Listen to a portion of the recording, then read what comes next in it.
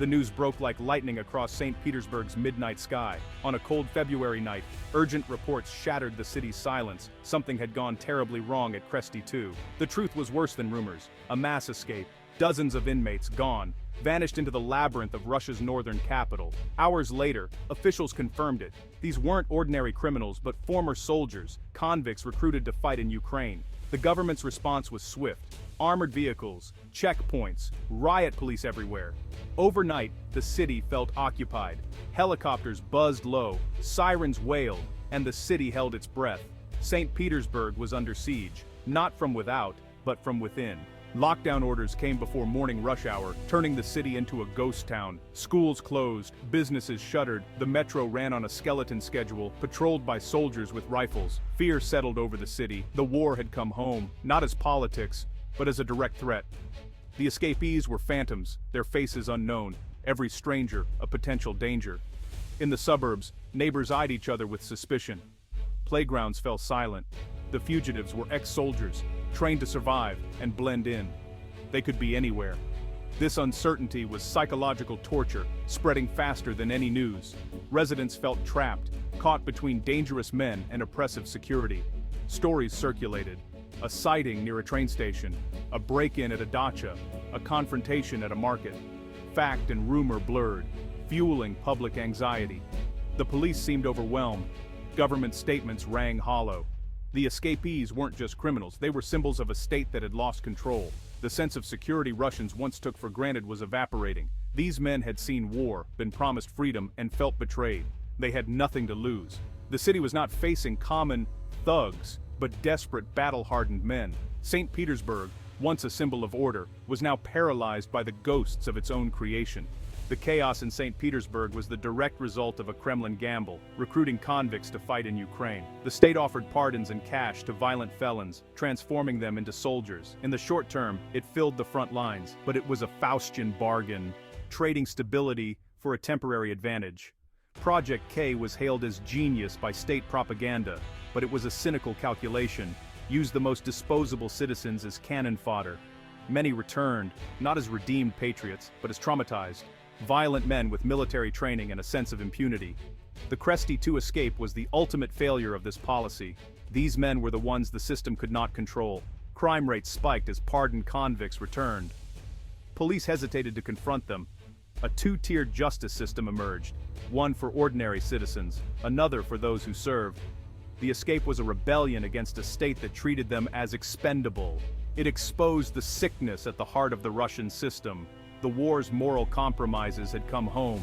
Elena, a retired teacher, double-checks her locks every hour. Her grandson Mikhail hasn't left their apartment in days. Their story is the city's story, held hostage by fear.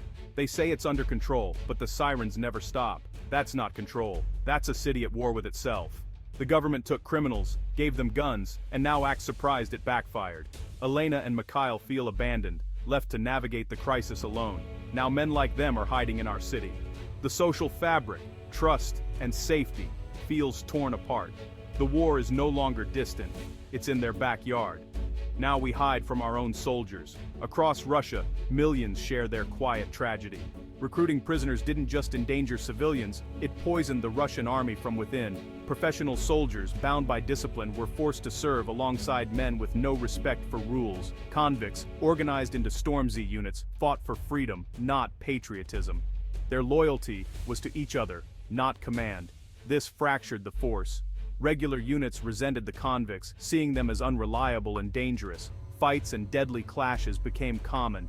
Prison culture, brutal hierarchies, extortion, spread to the front lines. Commanders, desperate for results, turned a blind eye to abuses.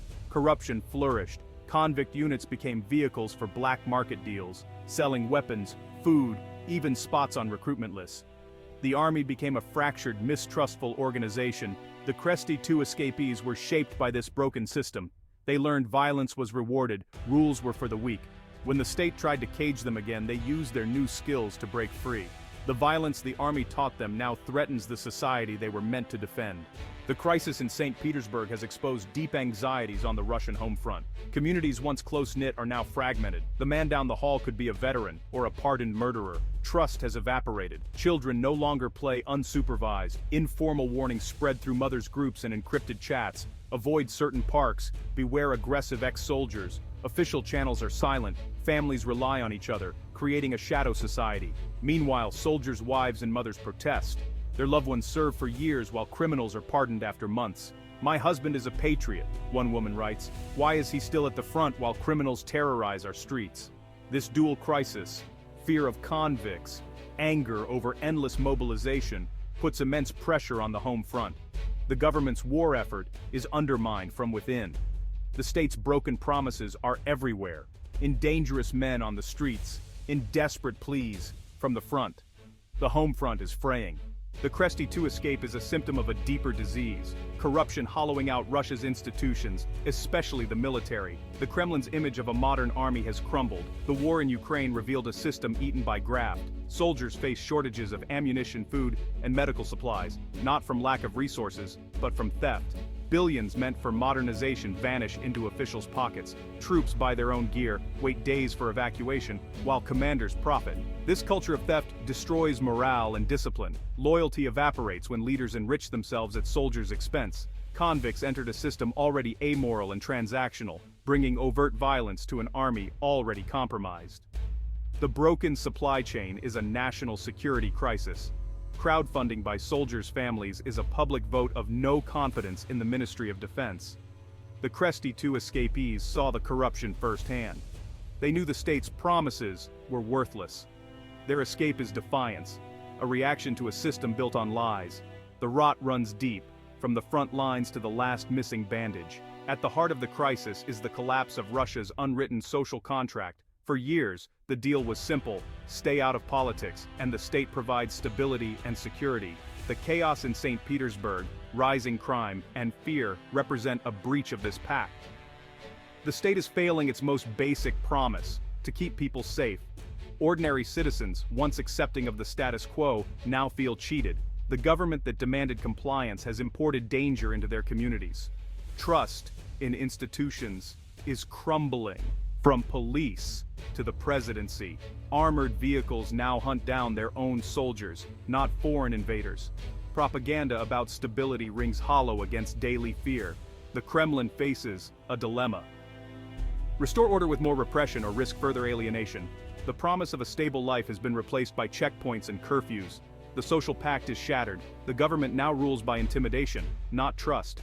The mass escape from Kresty 2 is more than a security breach. It's a flare from a nation in crisis. St. Petersburg's chaos is a microcosm of a larger unraveling. The war in Ukraine, meant to restore greatness, is devouring Russia from within. The decision to send convicts to the front was a desperate gamble, now shaking domestic security and social cohesion. The chaos on the streets is a direct consequence of the carnage abroad. Russia stands at a crossroads. Its path of authoritarianism and military adventurism has led to this breaking point: a state fighting fascism with criminal gangs, promising stability while presiding over fear.